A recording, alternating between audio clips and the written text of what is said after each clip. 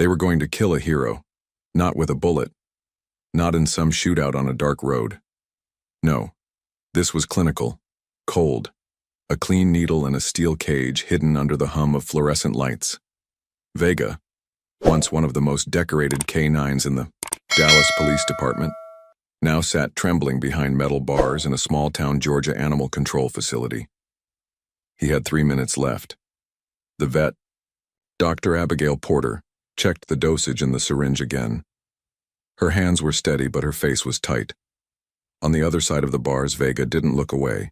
He never barked, never growled, just stared at the needle with knowing, intelligent eyes, like he understood everything that was about to happen. "Abigail," said Sheriff Tom Bennett, his voice weighed down by regret. "This is protocol. He was found with an injured child. Blood on his muzzle, no microchip, no tags." "He doesn't look like some stray," the vet said quietly. Frank Mitchell stood near the door, leaning on a hickory cane. 64 years. Old retired Marine, former K9 handler. His jaw clenched. "You're making a mistake," he said. "That dog didn't attack her. He was trying to help." Margaret Winters, arms folded across her chest, scoffed.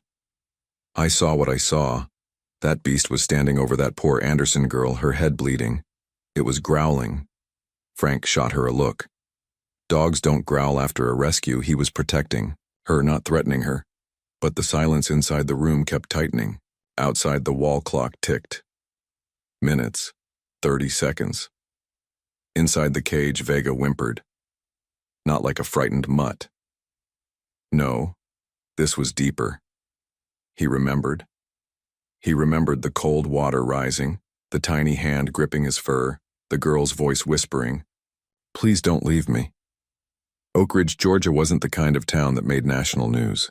Nestled in the foothills, population 4,812, it was the kind of place where the mayor knew your dog's name and the best biscuits came from the gas station. The only thing Oak Ridge was known for was the abandoned quarry and the old drainage system, a relic of the 1950s flood control initiative. Folks still told stories about the tunnels under town, but no one really thought about them, until now. 3 months before the cage, Vega wasn't Vega. He was K9 Officer Vega, badge number K97, Dallas PD. Partnered with Captain Richard Harris, Vega had tracked down drug lords, sniffed out explosives in schools, and even pulled a missing boy out of a wildfire zone. His service record was impeccable. Her drug busts missing persons found a live silver star for K9 valor. The photos in the Dallas precinct showed a proud German shepherd standing tall beside his handler, tongue out, ears up, confidence radiating from both. Then came the warehouse collapse. They were clearing a suspected drug den when Vega began barking wildly, circling the main support column. Harris hesitated, unsure. Vega didn't. He lunged, forcing his handler backward just seconds before the roof came down. Vega saved his partner's life. But he didn't escape untouched. A slab of concrete crushed his right hind leg. He survived. But the nerve damage was permanent. Not enough to stop him from walking. Just enough to fail the K9 recertification exam. 2 months later, he was out. He wasn't retired with honor. No ceremony, no parade, no family. His handler, restricted by apartment policies, couldn't keep him. So Vega was reassigned to a non-profit shelter transport unit, except he never made it. In Oak Ridge, Frank Mitchell lived a quiet life. Morning coffee, a slow walk through Mapleton Park. His injured leg still ached when it rained, but the rhythm of the small town suited him fine. That's where he first saw the dog, sleeping under the old park gazebo. Dirty, thin, but alert. There was no mistaking it. That posture, those eyes. That was a trained K9, no matter what the townsfolk thought. "Morning, soldier," Frank said, tipping his cap. The dog didn't come close, just watched him, evaluating, respecting distance. Across town, 7-year-old Lily Anderson had become obsessed with the storm drains. Her mom, Rebecca, worked double shifts at the local hospital, so Lily stayed with Mrs. Peterson, a sweet woman in her 70s who napped through most afternoons. Lily didn't mind. She had her pink backpack, her leaf boats, and a whole network of concrete channels to sail them in. The summer rains had turned the dry gullies into rivers, and Lily had claimed them all. She didn't know she was being watched. From a safe distance, Vega observed. Every movement, every danger. He didn't trust people anymore, but this child, she reminded him of something buried. She wasn't loud or reckless. She left him bits of her lunch and always looked back before walking away. "Are you a police dog?" she asked once, dropping a half sandwich on a flat rock. "You eat like you used to be important." Vega didn't move, just sniffed the sandwich carefully, checking, assessing, remembering training protocols, and then finally he ate. Hey, before we continue this incredible story, don't forget to subscribe to Heroes for Animals. If stories about brave, loyal animals like Vega touch your heart, stick around. We've got so much more to tell you. On the day the sky broke open, Oak Ridge barely had time to prepare. By early afternoon, the streets were rivers. Gutters overflowed, sirens blared. Vega, hiding under the hardware store awning, heard the first crackle of the police speaker. "Attention. Flash flood warning. Stay away from all drainage areas." He froze. The air pressure dropped. His ears twitched. Something was wrong. Then came the voice. "Lily! Lily Anderson!" The shout carried across the neighborhood. Vega recognized it instantly.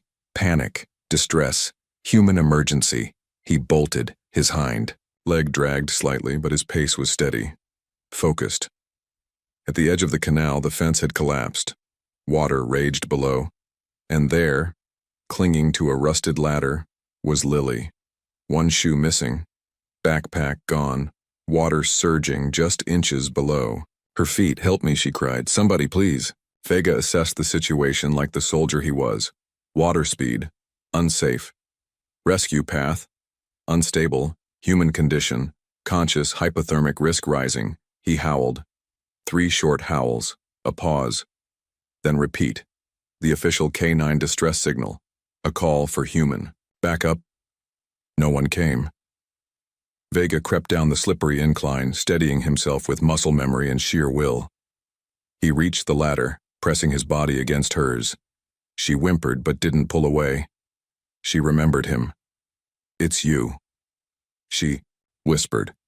He braced himself, using his weight to anchor her. For 20 full minutes they stayed like that, her fingers gripping his neck fur, his body shielding her from the cold torrent. When the water rose higher, he nudged her up the ladder, encouraging each trembling step. Finally, they reached the top. But the rain kept falling. The roads were empty. The flood wasn't done yet. So Vega led her into the tunnel. Now, back in the kennel, Vega closed his eyes. Not because he was scared, because he was tired. Tired of fighting for people who had already decided he was guilty. 30 seconds. Dr. Porter unlocked the gate. Frank stepped forward. "Abigail, wait, please." She froze. "I know that look," Frank said, pointing to Vega's eyes. "That's not a killer. That's a soldier waiting for orders." And deep inside his chest, Vega waited too. For someone, anyone, to remember who he used to be. Frank Mitchell hadn't meant to slam the door to the sheriff's office, but at his age, subtlety had stopped being a priority. Sheriff Tom Bennett looked up from his desk, eyebrows raised. "I need you to call off that euthanasia order," Frank said. His voice was calm, but his cane hit the floor like a gavel. "Frank," Bennett sighed. "You know I can't do that. The report says the child was injured. The dog was untagged, covered in blood. Her name is Lily Anderson." Frank interrupted. "She has a name, and so does the dog. His name is Vega." Tom leaned back in his chair. "How would you even know that?" Frank reached into his coat pocket and pulled out a folded page. It was a printed report already damp from being read and reread. Dallas PD, badge number K97, registered as Vega, retired 4 months ago, injured in the line of duty, assigned to a transport company headed for a canine sanctuary in Tennessee. Tom frowned. "So how'd he end up here?" That, Frank said, is what I'm trying to figure out. It was still raining the day after the rescue, though the worst had passed. The town of Oak Ridge had started to wake up again. Porch sweepers, pickup trucks crawling through muddy intersections, neighbors waving with coffee cups in hand. Everything about it screamed America's heartland, tight-knit, old-fashioned, slow-moving. But inside Oak Ridge Memorial Hospital, the mood was anything but peaceful. Rebecca Anderson sat beside her daughter's bed. Lily was asleep, a bandage wrapped around her forehead, IV hooked into her arm. Machines beeped steadily, reminding Rebecca with each pulse that her daughter was alive, and that it had taken a miracle to make that true. A miracle in the shape of a four-legged stranger. Rebecca still didn't fully understand what had happened. Her shift at the ER had just ended when the call came in. A child pulled from the drainage system, unresponsive, covered in mud. When she heard the name, Lily, her legs went out from under her. She barely remembered running through the hallways, in wet sneakers, heart hammering louder than any storm outside. Now she stared at the sleeping figure of her daughter. A police officer sat quietly at the door, standard procedure when an animal was involved in a child's injury. Not a word from the city, not a lawyer, not a sorry, just policy. Across town, in the back of the Oak Ridge Veterinary Clinic, Vega lay curled on a clean blanket. He'd been washed, his minor cuts treated, and his vital signs were being monitored hourly. But his eyes were still alert, scanning each face, reading every move. Dr. Abigail Porter leaned on the doorway with her clipboard. Frank stood beside her, arms folded. "He hasn't made a sound," she whispered. "He's waiting," Frank said. "For what?" "For someone to tell him what to do next." Abigail exhaled. "He's got nerve damage, malnutrition, minor infections, and he's still holding posture like he's in the field. If that's not a service dog, I don't know what is." Frank stepped into the room, careful to approach Vega slowly. "Position," he said clearly. Vega sat up immediately, ears twitching forward. "Report." 3 steps forward. "Sit, Abigail." Blinked. "Okay, that's not just training, that's elite." Frank nodded. "And we're about to put him down because a few folks around here think a German Shepherd looks scary." At 10:30 a.m., Rebecca arrived at the clinic with a backpack full of forms, snack packs, and resolve. "I want to see him," she said. Frank stepped forward. "Ms. Anderson, it might be better if he saved my daughter's life." She snapped. "He kept her alive when no one else was there. I don't care what kind of rules the county has in place. I want to see the dog." Frank looked at Dr. Porter. She nodded. They brought her to the exam room.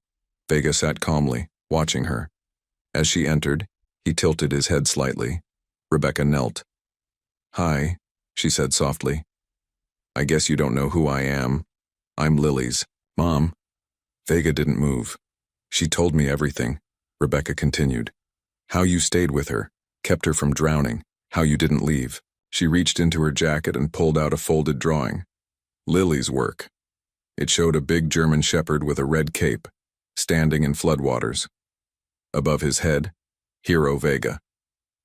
Vega stared at the picture, then slowly, deliberately, lowered his head onto her knee.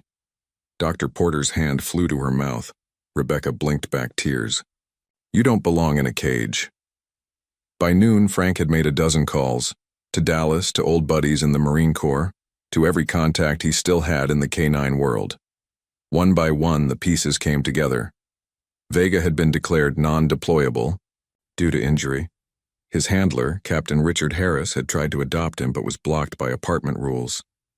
The dog was supposed to go to a private K-9 retirement shelter in Tennessee, but the third-party transport company claimed delivery and had no follow-up records. Translation: Vega was dumped, left at some rural exit in the middle of Georgia, with nothing but his training to keep him alive. Frank was furious, but he wasn't surprised. "I've seen this happen before," he told Abigail. "These dogs give everything, and when they're not useful anymore, they get tossed like broken gear." "But this one didn't just survive," Abigail said. "He saved a child."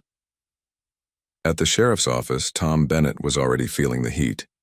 Margaret Winters had been at City Hall all morning, rallying her usual crew, concerned retirees, one loud church elder, and a couple of folks who didn't trust big dogs, period. A petition was circulating, 22 signatures by lunchtime. Tom looked out the window and rubbed his temples. This town's gonna eat itself alive over this dog.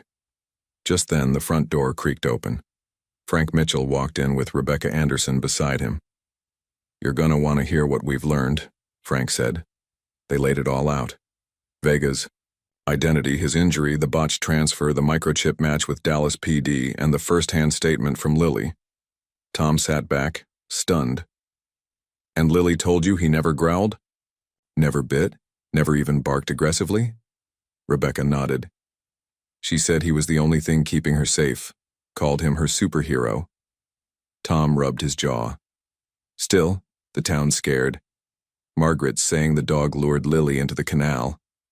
Frank barked a laugh. "She's blaming a K-9 officer for a flood rescue? What's next? Charging firefighters with arson?" Tom didn't smile. Rebecca's voice dropped. "If this town votes to euthanize him, after everything he's done, I'm going to the press." Tom sighed. "I can delay the order. That's all I can promise for now. But it's going to public hearing tomorrow." That night, Frank sat beside Vega's kennel with a thermos of coffee and a stack of old training photos. He slid one under the kennel door. It was a black and white shot. Frank in uniform, crouching beside a younger dog named Max, both of them soaked in rain and covered in mud. "You remind me of him," Frank said. Vega didn't move, but his ears tilted toward the photo. "You gave everything, and they still turned their backs on you." Outside, thunder rumbled in the distance. Frank sipped his coffee. "Tomorrow we speak for you." Back at the hospital, Lily stirred in her bed. Rebecca leaned forward. "Honey, you awake?"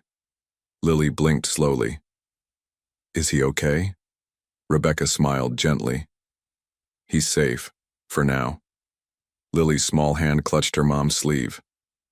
"Don't let them hurt him." "I won't, baby." At dawn, Frank stood on the front porch of the clinic as the rain began to slow. Vega sat beside him, tail resting in the dirt, body tense, but calm. "You ready, soldier?" Frank asked. Vega looked up, ears high. Time to remind this town what real courage looks like. It was standing room only in the Oak Ridge Town Hall. The building, built in 1892, complete with creaky benches and a portrait of President Eisenhower in the hallway, hadn't seen this many people since the 4th of July pancake breakfast. But today wasn't about fireworks or sausage links. Today, it was about Vega, the dog that half the town was calling a hero, and the other half was calling a threat.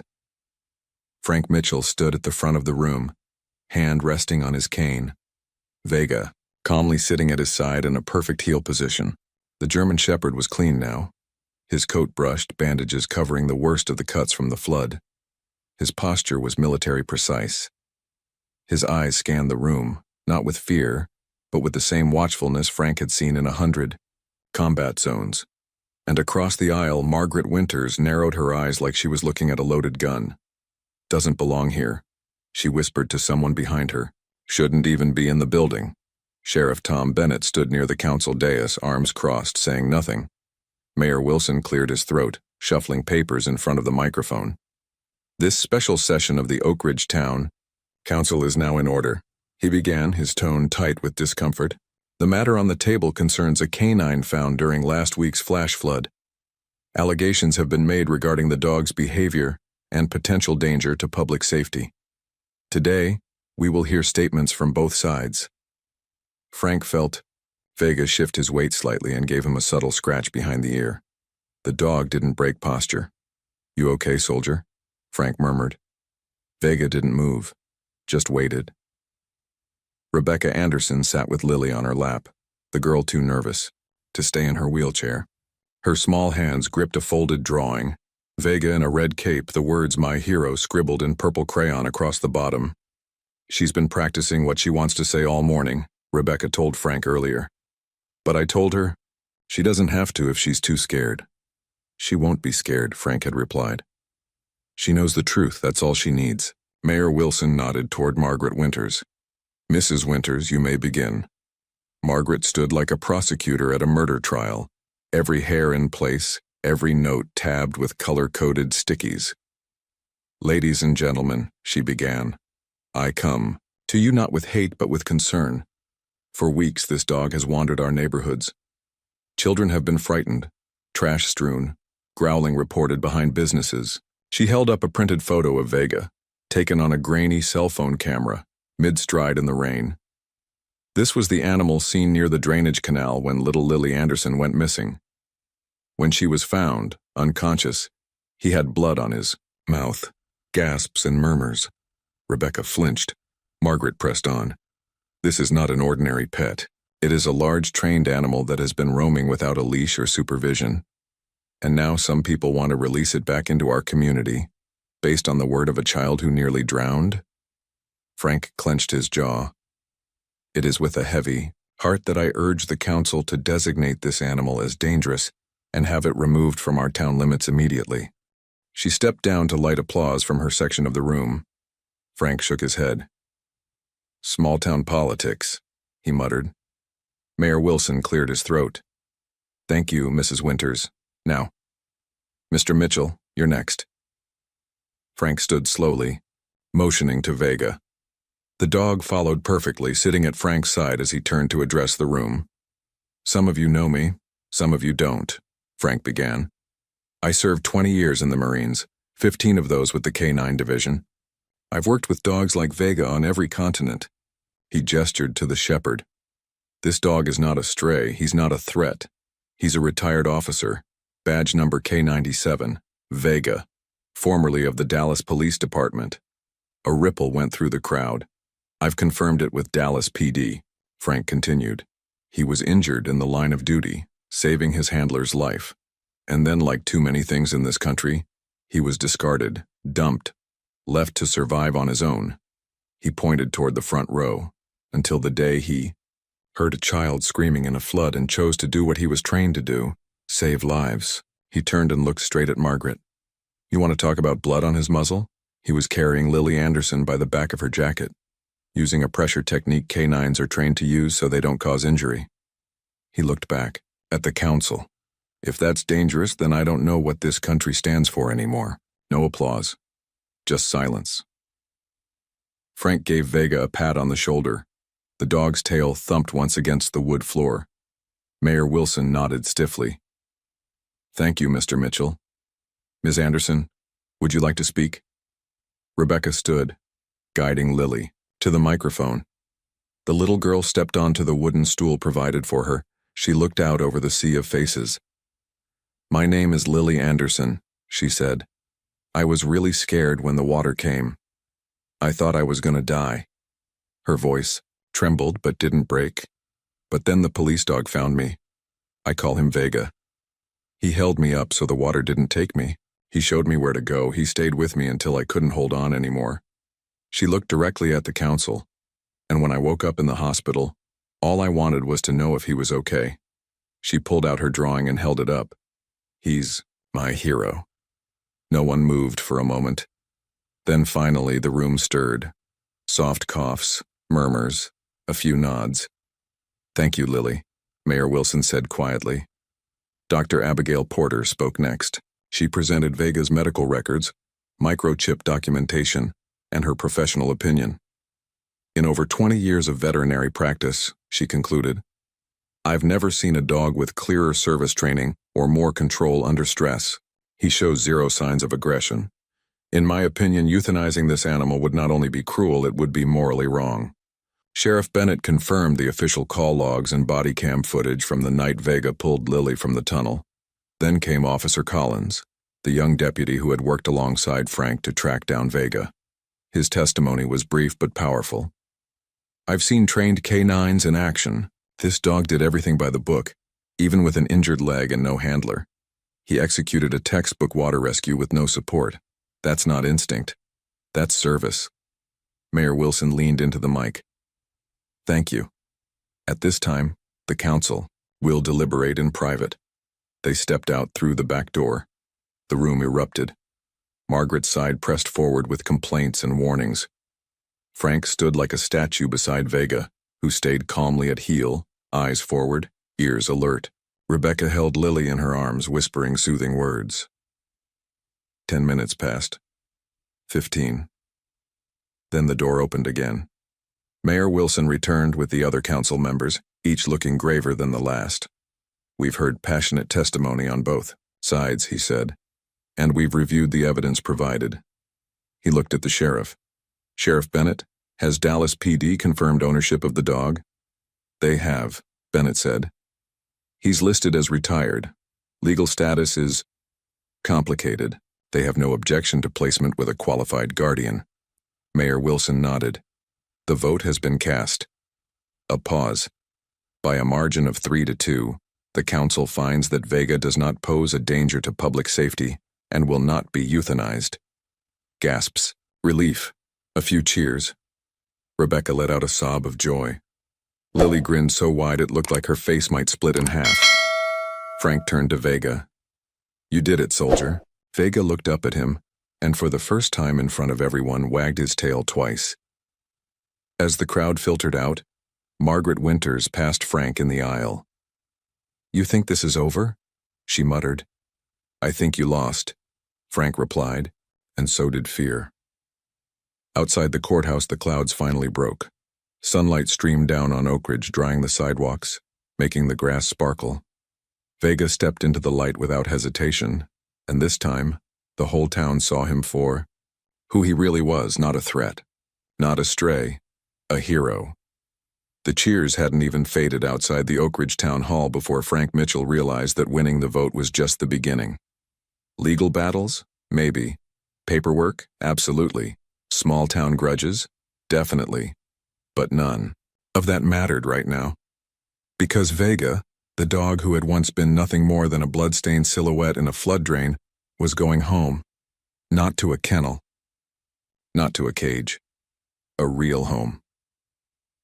Rebecca Anderson signed the final temporary custody papers inside the sheriff's office, while Lily clung tightly to Vega's neck, her face buried in his thick fur.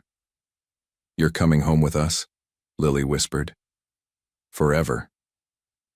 Vega stood still, patient as ever. But his tail swayed gently, betraying the emotion he'd kept locked behind trained posture for too long. Sheriff Bennett placed the manila file on his desk. "Dallas PD isn't contesting placement," he said. "They confirmed the dog was removed from duty months ago. Once the internal investigation is done, full ownership will probably be transferred to you, Ms. Anderson." "Not probably," Rebecca said firmly. "It will." She glanced down at Vega, who had now shifted his weight and leaned slightly into Lily's embrace. Bennett smiled softly. Well, he certainly picked his new partner. By the next afternoon, Vega was settling into his new life. Rebecca had picked up a new orthopedic dog bed, a high-protein diet recommended by Dr. Porter, and a set of chew toys that Lily insisted were superhero training tools. Their modest ranch-style house on the edge of town suddenly felt warmer, livelier, safer. Vega took to the place as if he'd always been there. He had already learned the back door, the safe zones on the porch, and which step in the hallway creaked, without being shown. Rebecca watched him from the kitchen as she stirred a pot of mac and cheese. Her daughter sat cross-legged in the living room, feeding Vega tiny bites of chicken under the table. "You know," Rebecca said aloud, "you're not supposed to beg." Vega didn't look at her, but he did nudge Lily's hand toward her plate. "Mom," Lily said, completely deadpan. "He's a police officer. He doesn't beg. He's investigating the chicken." Rebecca burst out laughing. The sound surprised even her.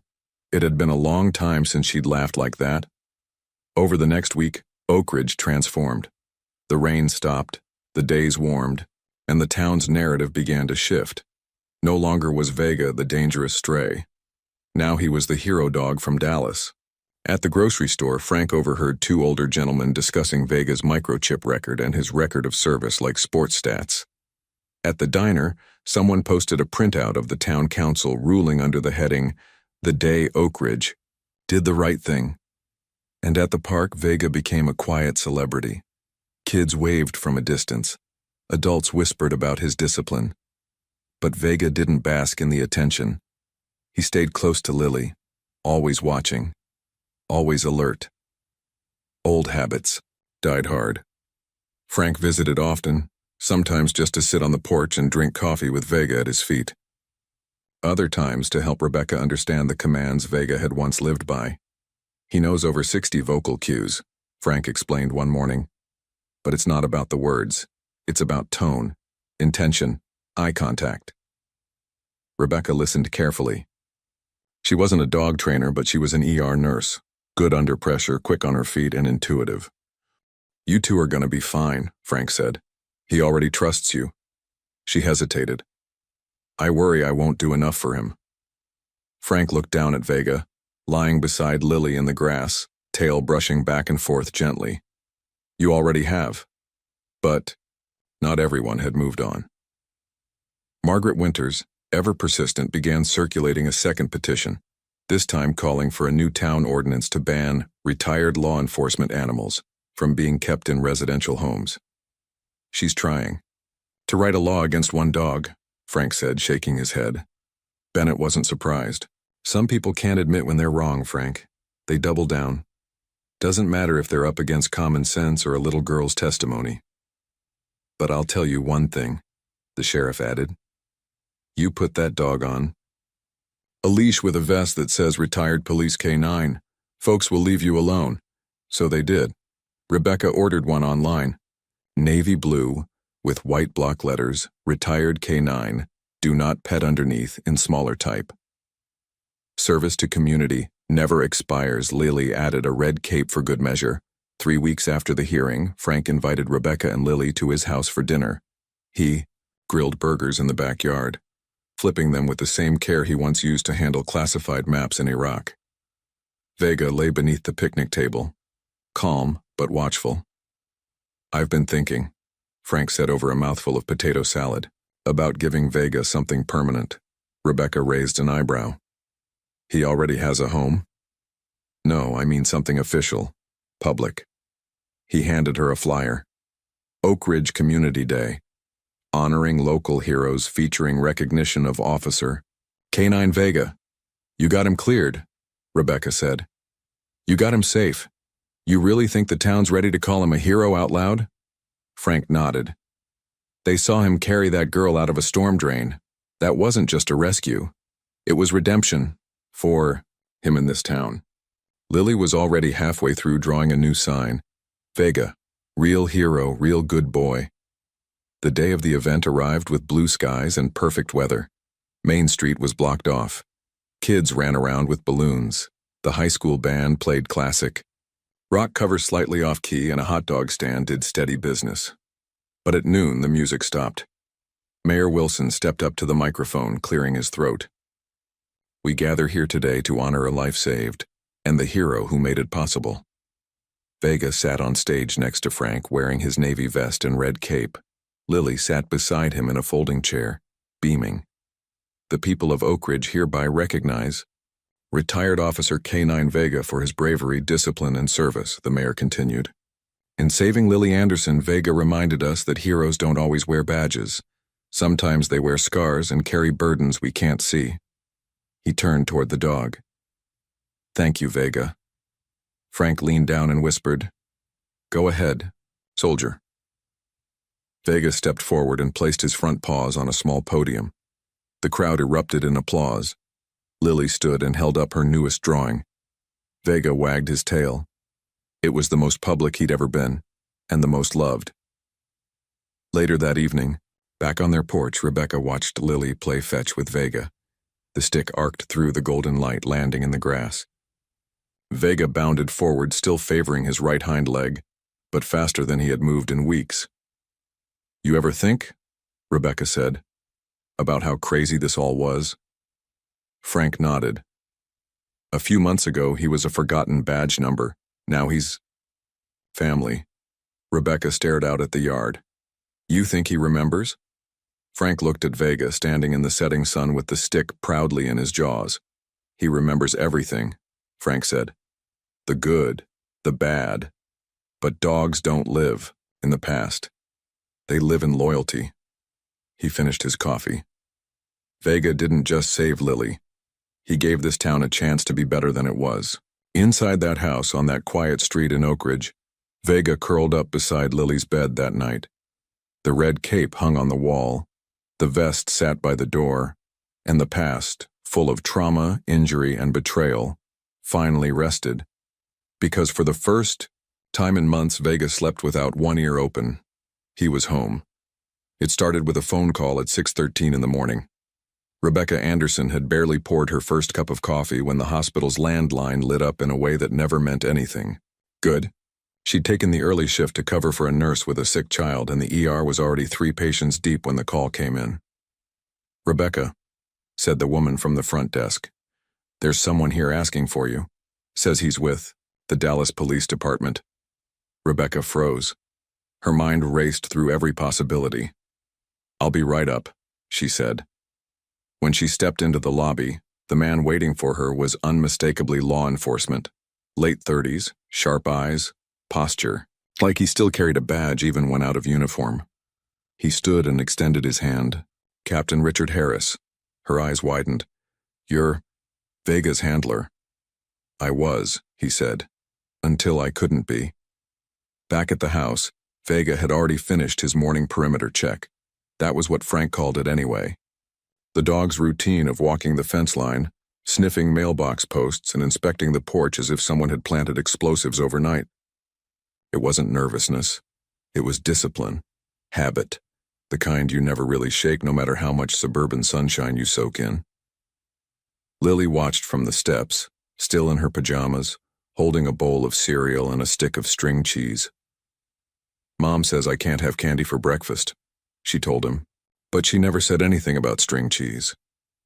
Vega paused at the end of the yard, turned, and trotted back toward her. He didn't beg, he never begged, but he did sit a few feet away and eye the cheese with quiet interest. "You're very professional," Lily said approvingly, tearing off a piece. "Best partner I ever had." He took the piece gently. A few minutes later, Frank pulled into the driveway with a box of biscuits and 2 cups of coffee. "Morning, boss," he greeted Lily. "I promoted myself," she replied. "Now Vega works for me." Frank laughed. "He's probably fine with that." At the hospital, Rebecca and Captain Harris sat in the break room, coffee cooling untouched in front of them.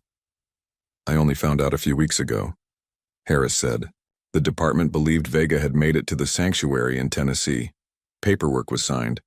The transport company even sent a photo. I didn't think to question it." Rebecca listened, arms folded, protective instincts flaring. "You didn't think to check in on him?" Harris winced. "I tried, but when the adoption request was denied, I figured, well, I didn't want to make it harder for him to settle in." Rebecca's voice dropped. "He didn't settle, he was dumped. On a rural road. Injured. Alone." "I know," Harris said, his voice cracking. "Believe me, I've barely slept. Since I found out. When the video from Oak Ridge went viral, I recognized him instantly. You came all this way to... What? Take him back?" Harris looked her in the eye. "No. I came to thank him. And to ask if I could see him." Back at the house, Vega was napping on the living room rug when Frank's phone buzzed. He picked it up, listened for a few moments, and then stood. "Vega," he said. The dog lifted his head immediately. "On your feet, soldier. There's someone coming you might want to see." The moment Richard Harris stepped out of the truck and into the Andersons' driveway, Vega froze. He stared at the man for a solid 10 seconds. Then slowly, deliberately, he rose and walked forward, each step steady, and measured. Harris didn't say anything. He just knelt down and opened his arms. "Hey, partner," he whispered. Vega stopped a foot away, eyes locked on the man's face. Then he stepped forward and rested his head on Harris's shoulder. Frank watched from the porch, his throat tightening. "I'll be damned," he muttered. He remembers. They all gathered in the backyard. Rebecca, Frank, Lily, Harris. Vega sat between them like a sentinel. He used to wake me up before dawn, Harris said, scratching behind Vega's ear. If I hit snooze twice, he'd knock the phone off the nightstand. Lily giggled. He still does that, but with my stuffed animals. Looks like he's in good hands, Harris said, glancing at Rebecca. We think so, she replied. Listen, Harris continued. I didn't come to stir anything up. I don't want to take him away. I just needed to see that he was okay. Rebecca nodded slowly. He is. Better now than he's been in months. There was a long pause. Then Harris added quietly, You're not the only one he saved. That evening, as the sun dipped below the trees and the backyard bathed in golden light, Frank and Harris sat on the porch while Vega lay at their feet. He's still sharp, Harris said. I figured the injury might have dulled some of it. Frank shook his head. If anything, he got sharper.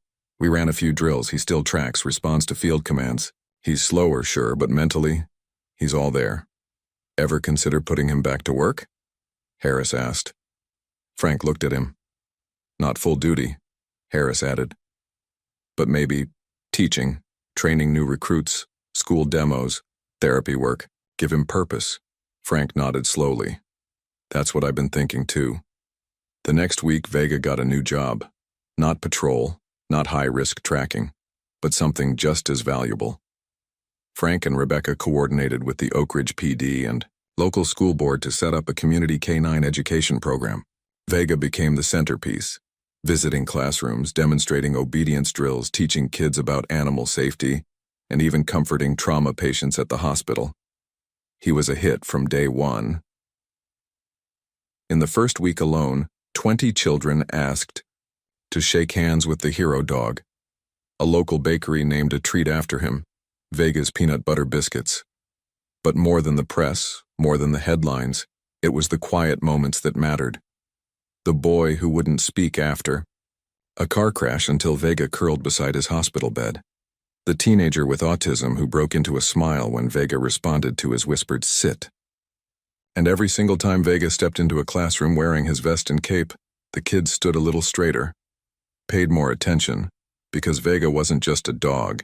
He was living proof that broken didn't mean worthless.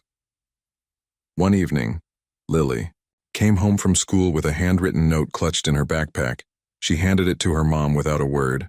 Rebecca unfolded it and read, Dear Vega, thank you for visiting our school. I didn't think dogs could be heroes, but now I want to be like you when I grow up. Love, Jordan, age 8. Rebecca wiped her eyes, then looked at the dog napping near the couch. He didn't move, but his ears twitched. Captain Harris returned twice more over the next month. Each time Vega greeted him like no time had passed. I still miss him, Harris admitted to Rebecca one afternoon. But I think this was the better ending. Rebecca smiled. It's not an ending, just a new mission. On the anniversary of the flood, the town held a candlelight vigil. People gathered near the canal where Lily had once screamed for help. Mayor Wilson gave a short speech. Sheriff Bennett read a statement of gratitude, and Vega, standing beside Lily and Frank, received a medal from the Oak Ridge Fire Department for bravery, loyalty, and unyielding duty in the face of danger. The crowd clapped, and for once even Margaret Winters clapped too. Just once. That night, after the ceremony, Frank and Vega stood in the quiet park near Mapleton. It was where they had first spotted each other, where this story had started. Frank tossed a stick gently into the grass. Vega limped after it, not fast but proud. He returned, tail wagging. Still got it, Frank said. Vega dropped the stick and sat at attention. Frank smiled. At ease, officer. Vega lay down, resting his head on Frank's boot. They sat like that until the stars came out. No sirens, no fear. Just the comfort of knowing that duty, once chosen, never truly ends. Autumn came early to Oak Ridge that year. The maples on Maple Street had started to turn gold by mid-September, and the air carried that crisp, cinnamon-scented stillness that always seemed to whisper, "You made it through." Vega lay stretched out on the porch of the Anderson home, paws crossed, head up, his eyes scanning the yard like always. The breeze rustled the wind chimes above him. It had been almost 5 months since the flood, since the rescue. Since his name went from a file number on a forgotten microchip to a household word in a town that had once feared him. This place didn't feel temporary anymore. It felt like his. Inside, Rebecca Anderson poured coffee into her favorite mug, white, ceramic with bold red letters that read, "My dog is my co-worker." She smiled to herself as she watched Lily brushing Vega's fur in the living room. The girl had grown more confident, more centered since that terrible day. She still had nightmares sometimes about the water, the dark, the fear. But as long as Vega slept near her bed, she always woke up okay. "You know," Lily said, "I think Vega likes being famous." Rebecca raised an eyebrow. "Famous?"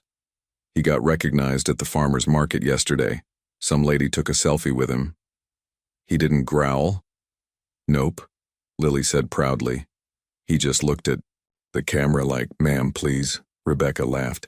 "Sounds about right." That weekend, Frank Mitchell stopped by with a manila envelope tucked under one arm. "I figured it's time," he said, handing it to Rebecca. Inside was a certificate from the National Police Canine Foundation, declaring Vega as a retired officer with honors. Attached to it was a small silver badge that read, "Canine Vega. Duty never dies." Rebecca's eyes welled up. "I had to pull a few strings," Frank admitted, clearing his throat. "But he earned it." Vega stood nearby, tail wagging slowly. He didn't understand paper, but he understood people, and he could feel the gratitude in the room. "I want to frame it," Rebecca said. "No," Lily chimed in. "I want to wear it." "You're not a police dog," Rebecca reminded her. "I'm in training," Lily replied seriously. Vega's work with the community program only grew. By October, he was visiting 3 schools a week and had made 2 appearances at the county fair. Children lined up to pat his head. A local artist painted a mural of him on the side of the library. Red cape, navy vest, noble eyes. Underneath it read, "Not just a dog, a guardian." And yet, for all the recognition, Vega stayed humble. He never chased squirrels. Never barked at the mail truck. Never got distracted when Lily ran ahead at the park. He was still on duty, just in a different kind of uniform now. One Saturday morning, Captain Richard Harris visited again. He brought photos, old snapshots of Vega as a rookie pup, tug-of-war in the gym, long tracking drills in the Texas heat, and a goofy one where Vega had stolen his handler's sock and refused to give it back. Lily laid them out on the coffee table like holy relics. "Did he really chase bad guys?" she asked. "Oh yeah," Harris grinned. "He once found a guy hiding under a pile of hay in a barn, just sat on him and waited for backup." Vega gave a small huff from his corner as if confirming the story. Rebecca smiled at Harris. "He remembers you." "I think he knows he belongs here now," Harris said. "You gave him something even I couldn't, a life beyond the badge." He paused, then added, "You saved each other." That fall, Vega's limp grew more pronounced. The cold made his old injury ache, and sometimes he hesitated before hopping into the car. Dr. Porter said it was expected. "He's getting older," she told Rebecca. "He'll need more rest, gentle walks, pain meds on cold days." Rebecca nodded. "We'll do whatever he needs." Lily made adjustments too. Shorter playtimes, more brushing, extra blankets at night. "I don't want him to hurt," she whispered to her mom. "He's okay, honey," Rebecca replied. "He's just telling us he's been working hard for a long time." In November, the Oak Ridge Town Council invited Vega to be Grand Marshal of the annual Harvest Parade. Frank made a custom float, wooden rails, autumn leaves, and a banner that read, "In honor of those who protect us, no matter what." Vega sat up front, next to Lily and Rebecca, wearing his vest and badge. The cape fluttered in the wind. People clapped as he passed. Veterans saluted. Children shouted his name. At one point, a man stepped out of the crowd with a cane and called, "I saw what you did that night. My grandkids live on that block. Thank you, Vega." The dog turned toward him. ears perked, then gave a short, dignified bark. The crowd cheered louder. Thanksgiving came with turkey scraps and stories around the table. Frank told a group of wide-eyed kids about his time in Iraq and the dogs who served beside him. Rebecca made a toast to unexpected family, and Lily drew Vega a handmade card with a paw-print heart. The words inside said, "You're not just my hero. You're my home." Winter settled in, slow, quiet, peaceful. Vega spent most afternoons sleeping by the fireplace, tail thumping lazily, when someone walked by. His red cape now hung permanently on the wall above his bed. One night, Lily crawled down beside him on the rug. "Are you tired?" she whispered. "You can rest now, you know. I'm okay. I'm safe." Vega lifted his head just enough to nudge her cheek, then closed his eyes again. The first snow fell on December 14th. It dusted the rooftops, covered the oak trees, and blanketed Vega's old patrol path along the fence line. He didn't walk it that morning. He just watched from the porch, eyes soft, ears still alert. Rebecca sat beside him with her coffee, wrapped in a flannel blanket. "You don't have to keep guarding us," she said softly. But Vega didn't move. Because he knew better. Love doesn't stop, and duty doesn't clock out. Not for dogs like him, not ever.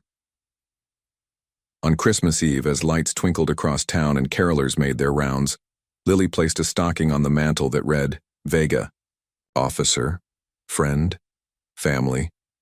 He watched her do it from his bed by the fireplace, head resting on crossed paws. That night, he dreamed. Not of chases or sirens, but of tunnels filled with light, of warm hands, of a little girl's voice calling him. Back from the dark, Vega lived another year. A good year, full of love, porch naps, and the knowledge that he mattered. When the time came, peacefully, gently, with Frank and Rebecca beside him, he went the way he'd lived, loyal, steady, brave.